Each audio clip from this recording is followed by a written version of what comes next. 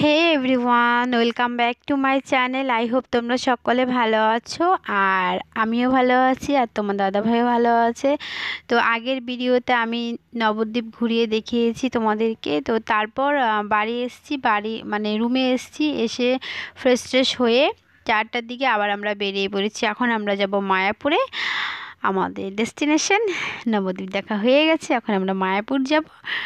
তো মায়াপুর যাইবার যে লঞ্চের টিকিট কাউন্টার রয়েছে সেখানে জিজু আর তোমাদের দাদাভাই দুজনে গেল টিকিট কাটতে। তো লঞ্চও পাওয়া যায়, আবার নৌকো আছে, দুটোই রয়েছে। কিন্তু আমরা সবাই ভাবলাম যে আজকে আমরা এখন লঞ্চে করে যাই, আসার পথে নৌকো করে আসব, আর নয়তো কাল আমরা নৌকো করে যাব। তো আজকে আমরা লঞ্চে করেই যাচ্ছি। তো এই হচ্ছে আমাদের প্রথম লঞ্চে করে যাওয়া, গঙ্গা নদী পার হব আমরা। আমি এর আগে কখনো লঞ্চে উঠিনি, জানি না ওরা উঠেছে কি না, কিন্তু আমি এর আগে কখনো উঠিনি, এই আমার প্রথম লঞ্চে ওঠা। তো আমি খুবই এক্সাইটেড। তো আমার দিদি দেখো হর্ন হর্ন করে হেঁটে হেঁটে যাচ্ছে আগে আগে, আর জিজু রয়েছে সামনে, আর আমি আর তোমার দাদাভাই পেছনে রয়েছি। তো আমরা বিকেল টাইমে গেছি, তাও দেখো কত ভিড়, প্রচণ্ড পরিমাণে মানে ভিড় রয়েছে, অনেক যাত্রীদের সমাগম রয়েছে। কেউ যাচ্ছে, কেউ আসছে, আবার লোকাল কেউ আছে, ওই পারে যাচ্ছে। তো এরম আর কি ব্যাপার। তো আমি তো দেখে মুগ্ধ হয়ে গেছি, কেন কি এর আগে কখনো দেখিনি না এত বড় গঙ্গা নদী। নদীটা এখন পার হয়ে লঞ্চ মানে লঞ্চে করে আমরা যাব, কি একটা দারুণ ব্যাপার না?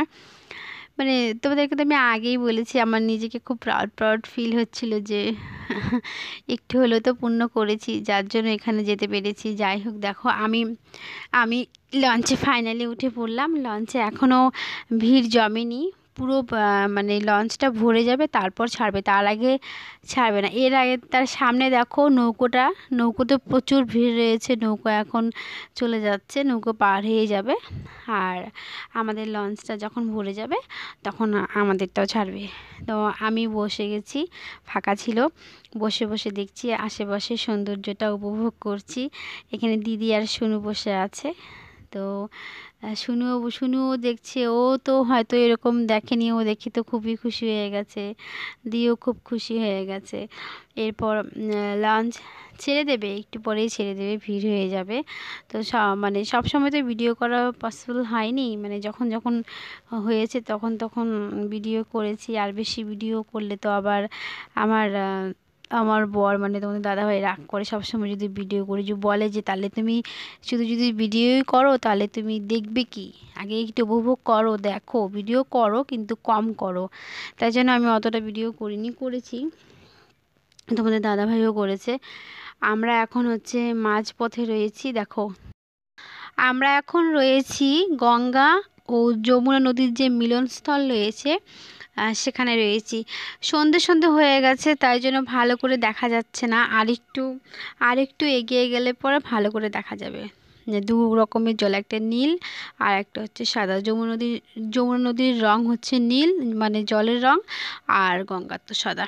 তো একসঙ্গে এসে মিশেছে, কিন্তু একটার সঙ্গে আরেকটা মিশছে না। আমি এটা দেখার জন্য আরো বেশি এক্সাইটেড ছিলাম, মানে আমরা সবাই ছিলাম। যে দেখো এখানে তাও একটু একটু দেখা যাচ্ছে, এই দেখেছো নীল কালার আর সাদা কালার কিন্তু মিশছে না, আলাদা আলাদা হয়ে আছে। তো এটা দেখার জন্যই মানে আমি কবে থেকে ফোনে ভিডিও দেখেছি অনেকবার, কিন্তু সামনাসামনি কখনো দেখা হয়নি। সামনাসামনি দেখার আমার সৌভাগ্য হলো। কিন্তু আমি দেখেছি ভালো করে, কিন্তু তোমাদেরকে ভালো করে দেখাতে পারিনি, কারণ অন্ধকার হয়ে গেছে। কাল সকালে যখন আবার আসা হবে তখন তোমরা পরিষ্কার করে দেখতে পারবে। তো আমরা প্রায় চলে এসেছি। তো চলো দেখো ভিডিওটা।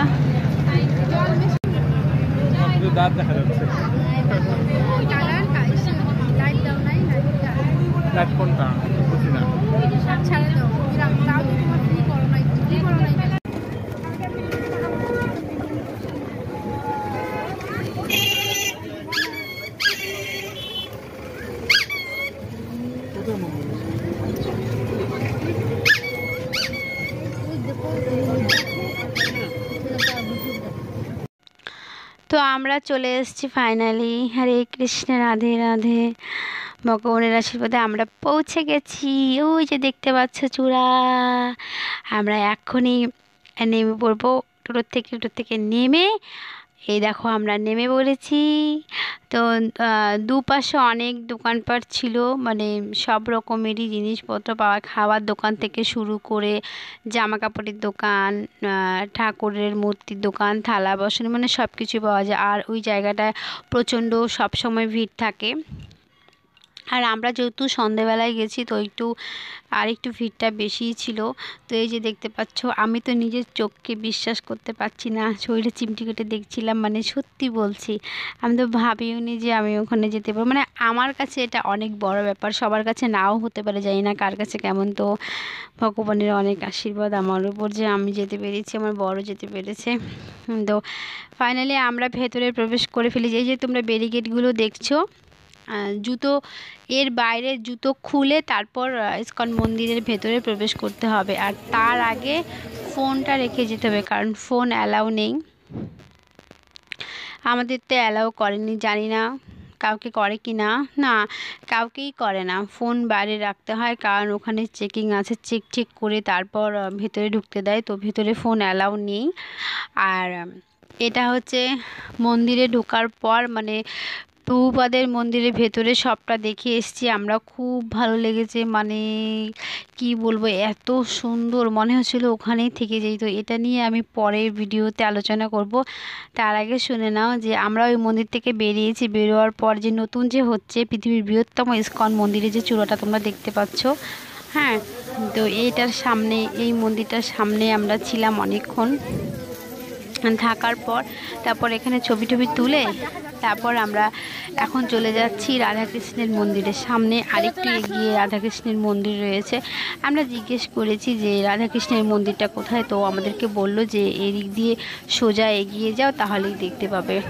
তো চলো, এই ভিডিওটা এইটুকুই, পরের পার্টটা আমি নেক্সট ভিডিওতে দিয়ে দেবো। তো চল, টাটা।